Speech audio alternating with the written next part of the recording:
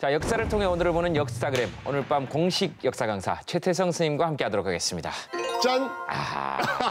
자, 이 박수 치기도 전에 이 집 새우죠? 네, 맞습니다. 자, 오늘 이 새우의 고향이 오늘의 주제입니다. 네, 어제 힌트를 좀 드린다면 울릉도 동남쪽 백길 따라 200리에서 왔습니다.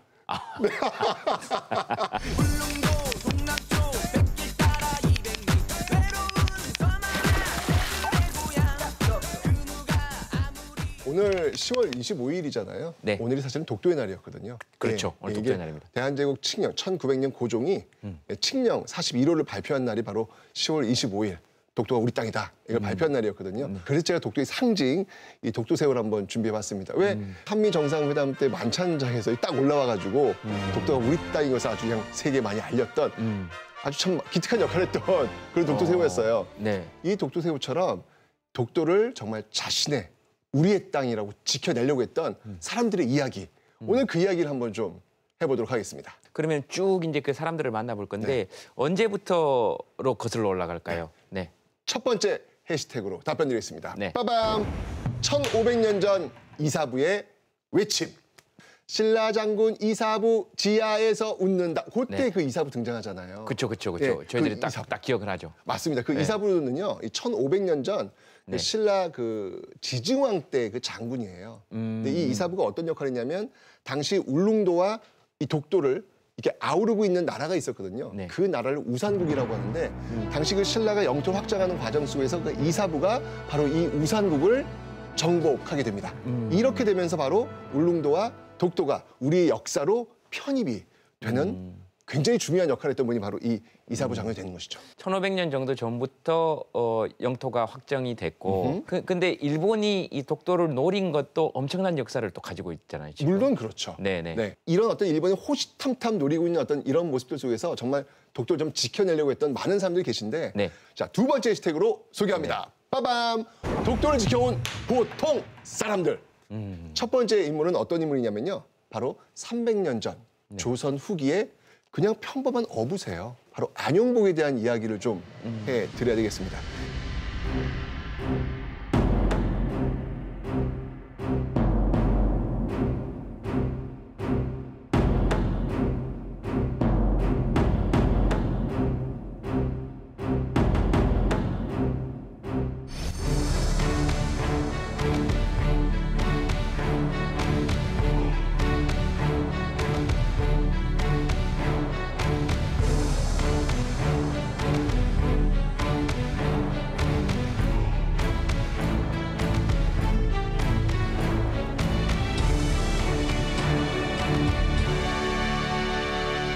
그리고 울릉, 우산, 양도, 감세관. 왜냐하면 이게 세금을 징수한다는 건 그 나라의 영토라는 걸 가장 확실하게 드러내는 거잖아요. 그러니까 관리 명도 굉장히 똑똑하신 분이에요. 기가 막히네. 그러니까요. 기가 막히네.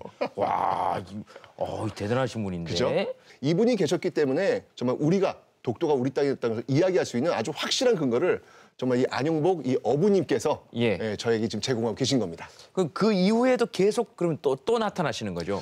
이번에는 6.25 전쟁 때로 한번 쭉 와보도록 하겠습니다. 두 번째로 소개할 분은요. 바로 25세 청년 홍순칠이라는 분입니다. 홍순칠. 네, 1952년 굉장히 혼란스러운 상황 속에서 또 일본이 경비정을 갖고 와가지고 이 독도에다가 편말까지 꽂아놓습니다. 여기는 시마네현 오키군 다케시마. 전쟁 때. 네, 이걸 딱 꽂아놓기까지 하는 거예요. 25세 청년 홍순칠. 어떻게 합니까? 화났죠. 이건 말이 안 된다. 라고 해서 울릉도에 있는 그 청년들과 함께 정말 최초로 독도 의용 수비대를 만듭니다. 작은 전쟁을 또 하고 있었네요. 그렇죠. 그러니까 일종의 본다면 제가 볼 때는 이 시대의 의병. 의병이죠. 의병이 아닐까. 그렇죠. 라는 생각이 드는 거예요. 홍순칠과 독도 의용 수비대 활동은 정확히 어떤 의미를 갖는 겁니까? 왜냐하면 이제 전쟁이라고 하는 어떤 그런 상황 속에서 사실 모든 것들을 다 관심을 갖기가 좀 쉽지 않은 상황이었잖아요. 그렇죠. 이럴 때 정말 아까도 이야기했던 그 보통 사람들의 어떤 이야기들이 그 공백들을 채워나가는 그런 것들이 하나의 역사의 어떤 완결성을 만드는 게 아닐까라는 생각도 듭니다. 竹島は明らかに我が国固有の領土であり、60年以上にわたり韓国に不法占拠されている現状は極めて遺憾です。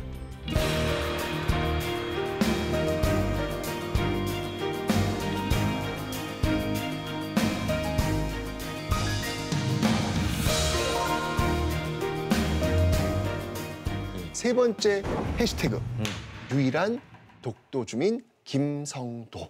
이장님이시죠? 우리 이장님. 어떻게 하세요? 알죠, 알죠. 이분께서는요, 1960년대 울릉도에 거주하시면서 독도 그 주위를 계속 돌시면서 조업 활동하시다가 네. 아예 그냥 91년에는요 주소지를 독도로 옮기시고 그곳에서 거주하셨던 그런 분이세요. 더 놀라운 건 뭐냐면 2014년에 그래서 이분 덕분에 대한민국 정부 수립 이후 처음으로 정부가 독도에서 세금을 받게 됩니다. 대단한데요, 이거는 그죠? 그런데 국세를 이제- 낸 거니까. 그렇죠.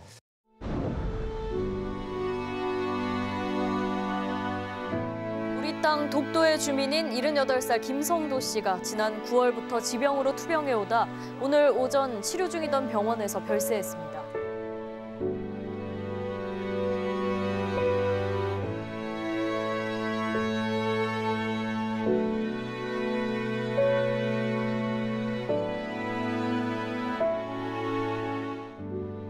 김성도 이장님께서 그 사랑하는 독도에서 떠나셨지만 그래도 그 독도에 여전히 육상, 해상, 경비 수호대가 있거든요. 네. 그들을 하늘에서 계속 지켜봐 주시면서 독도는 우리 땅이라는 이야기를 해주고 계시지 않을까라는 네. 생각이 듭니다. 네. 우리가 할 수 있는 일들을 또 해봐야죠. 우리는 뭐 어떤 것들을 할 수 있을까요? 우리의 관심이 멀어졌을 때 늘 이런 모습이 있었어요. 네. 독도를요 외롭게 홀로 만들지 않았으면 좋겠다. 그래서 제가 오늘 마지막 들 해시태그는요. 네. 오늘 지금 말씀하셨던 이 멤버들. 네. 이 멤버, 리멤버. 이게 제 오늘의 해시태그입니다. 이분들을 기억하자. 네. 아, 멋있죠? 평소 같았으면 제가 약간 아재라고 공격을 했을 건데 요거는 좋습니다. 멋있습니다. 멋있죠? 이 멤버, 리멤버. 네. 좋네요. 그럼 저도 뭐 해시태그를 하나 네. 해야 되는데 그러니까 제가 알기로는 그렇습니다. 예? 대본 없이. 그러니까 이게 러일 전쟁 1904년, 1905년 이때 러시아 함정도 감시해야 하고 그렇죠. 뭐 그런 핑계도 대면서 그때 이미 독도를 노렸던 것이고 한국을 강제 병탄하는 서곡, 전주곡이 사실은 독도부터 시작된 것이잖아요. 그러니까 만약에 이 독도를 지금 자기 땅이라고 주장한다는 것은 뭐 언제든 다시 우리나라를 침략할 수 있다 그런 마음을 드러내는 것이기 때문에 그렇죠. 이것은 역사의 문제가 되는 것이고 양국 국민들 간의 상호 신뢰 관계의 문제가 되는 것이죠. 그러니까 그들은 그때도 틀렸고 지금도 틀렸고 앞으로도 틀렸다. 네. 제가 선생님 하여튼 잘 배워가지고 네. 제가 수제자 한번 하겠습니다. 좀 많이 가르쳐 주세요. 앞으로 이 부분 예, 계속 한번 우리 역사그램에서 한번 짚어보는 시간을 네. 갖도록 하겠습니다. 알겠습니다. 네. 어쨌든 오늘 6번째 역사그램 피드 네. 업로드하고 마치도록 하겠습니다. 고생하셨습니다. 고맙습니다, 선생님. 네, 감사합니다.